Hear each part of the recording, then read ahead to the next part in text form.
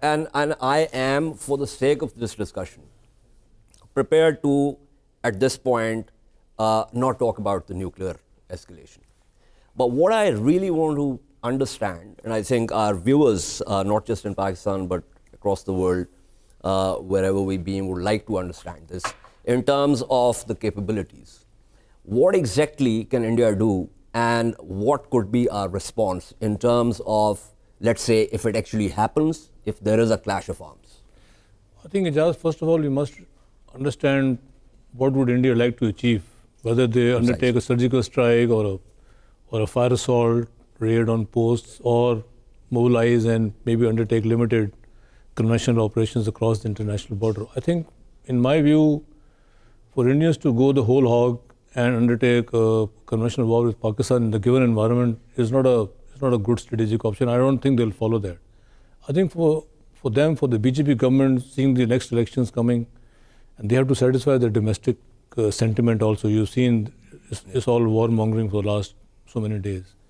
I think to satisfy that, the option which they might think of is to undertake a strike across the line of control, maybe a fire raid, maybe sending troops across the line of control, undertaking a raid or something, which obviously will get retaliated by Pakistan. And Pakistan has actually given a policy statement on that by the Prime Minister. So there is no thinking that whether Pakistan should think, not think. So they'll do it. And so the Prime Minister has given a policy statement that essentially means that General Headquarters is very clear about General the fact Headquarters that we by now must have planned what to do in case they receive any surgical strike or raid or whatever. And like General Musa was saying, there are so many options available to both sides. I mean, both sides know their vulnerabilities. Both sides know what to do, where to strike when it happens. But I think what is more important is that two things. One is, perhaps the Indian government would like to satisfy their domestic audience, and they need to do something or seem to be doing something strong against Pakistan. That is number one. Number two, the Indian government should, I think, and the military should think that when it starts to happen, who's going to control?